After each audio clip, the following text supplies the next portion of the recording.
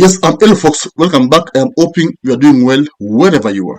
Now, William Ruto today had a very powerful speech, and actually he's saying that he's actually going to absorb 500 sportsmen waingie KDF na police. And I want us to discuss something here. Remember, speech Ruto kwanza before I tell you what I'm going to discuss here. He'll do a great job. But having said that, and in support of our sportsmen and women in Kenya, I have discussed with our disciplined forces or services, disciplined services, both our KDF and our National Police Service, and we have agreed that a total of 500 sportsmen will be hired into our disciplined services. To provide them a base where they can get the necessary equipment, the necessary support for them to continue raising the standard of sports in our country. I have discussed with CDF, and in the recruitment that is going on now, 200 sportsmen and women will be hired into the military. And I have also discussed with the Inspector General of Police,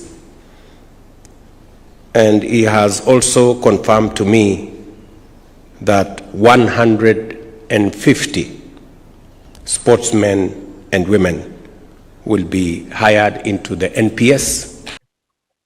Yes, you see, he's saying that he's going to add the number, the KDF. This speech has come a day after Trump order US Army military watoke Kenya-Somalia border warudi USA, because Trump appendi Ruto, appendi the way Ruto govern this nation. No. And you see, one thing about Americans is that their people are very serious, and they don't like, you see, mediocrity. Let's put it that way. Sorry for that word, but they don't like it. But of course, this doesn't mean that our president is bad. Could be wajaelewana kivyao, lakini the point here is that USA is not with Kenya. Yeah. But together with many of you in the room, we've brought back the fundamental principle that defending the homeland is the military's first and most important priority. That's what it is. Only in recent decades did politicians somehow come to believe that our job is to police the far reaches of Kenya and Somalia, while America is under invasion from within. We're under invasion from within. No different than a foreign enemy, but more difficult in many ways because they don't wear uniforms. At least when they're wearing a uniform, you can take them out. These people don't have uniforms.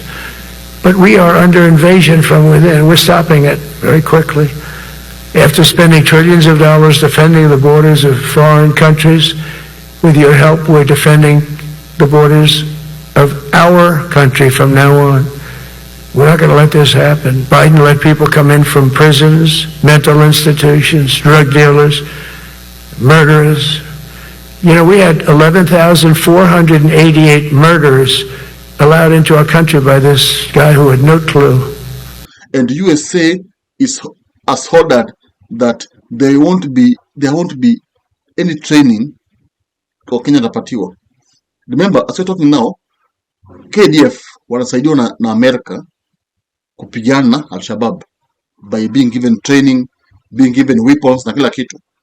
So wakitoa hizo usaidizi, Kenya will be at risk kuwa defeated na terrorists like Al-Shabaab. Now, Ruto's answer is a way of trying to quell the public hunger. Anaambia wa Kenya, tulie, our KDF is becoming strong and strong. But in real sense, our KDF is becoming weak. Because right now, when you we are having even jubilant forces in Mandera.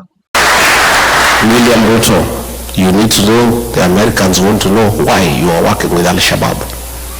Why, when you are in Mandera, you met 3 leaders of the Al-Shabaab militia at night to discuss business with them.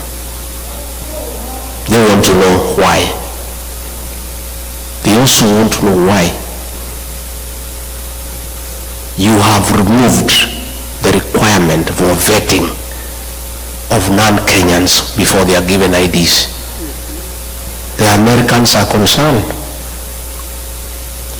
that suspected terrorists will be registered as Kenyans and they will find their way to America and the rest of the world and create terror in the world. And of course, even 2 days ago, there was an old woman who was hit by a stray bullet from Somalia. And of course, I know the real news should be Ugandan forces must have shot that old woman. No. So that's the extent of damage Kenya imekuwa coast. And now, when you see that our KDF will be fighting Al-Shabaab on their own, this is a very big threat to Kenyan security. And remember, we know what has been happening. We know the issue of Westgate, where Al-Shabaab came, waka invade, waka watu over 100. The issue of even in Mandera, Al-Shabaab once killed people there. Yeah, in the mines. So you see now, when we see that our country, our military, is becoming weak, as a country, we ought to be worried. Because that Kamali, our Somali, Ugandan forces, wakuja waseme Mandera ni yao, na Marsabit.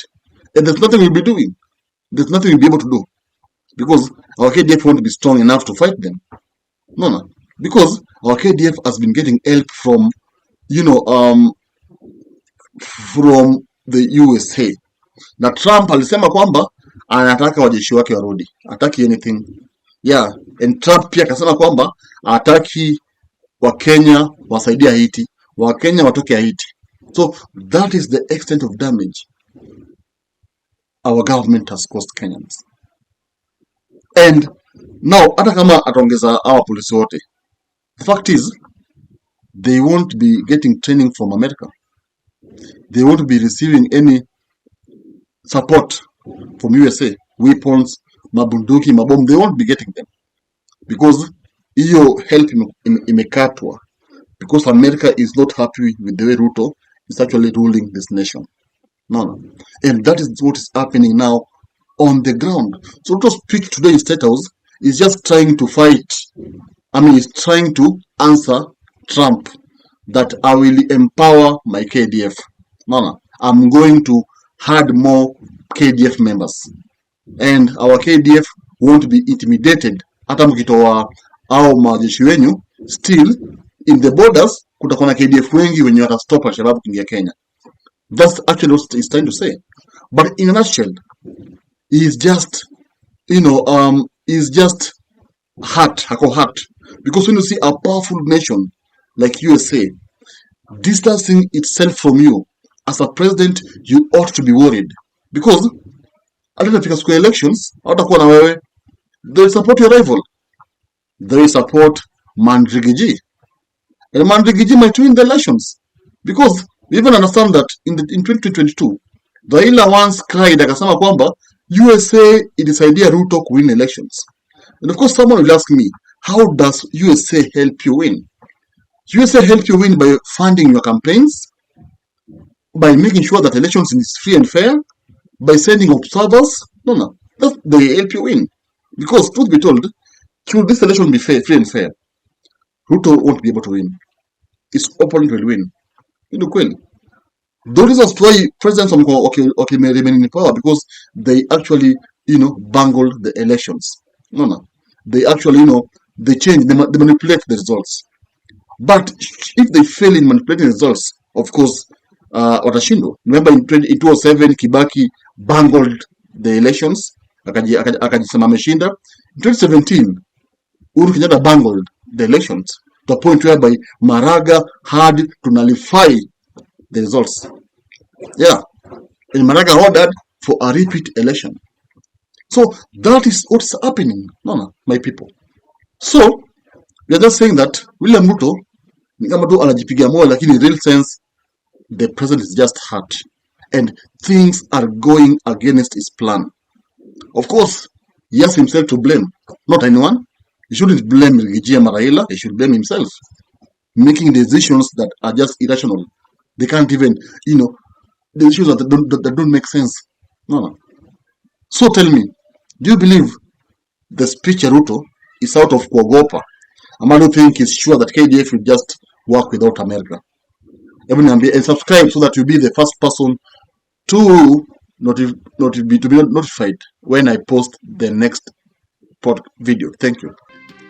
If you love politics, then Dr. Politica is your cup of tea, the place for minds that think. If you are watching this from anywhere else, search the name, hit subscribe, and stay sharp with us.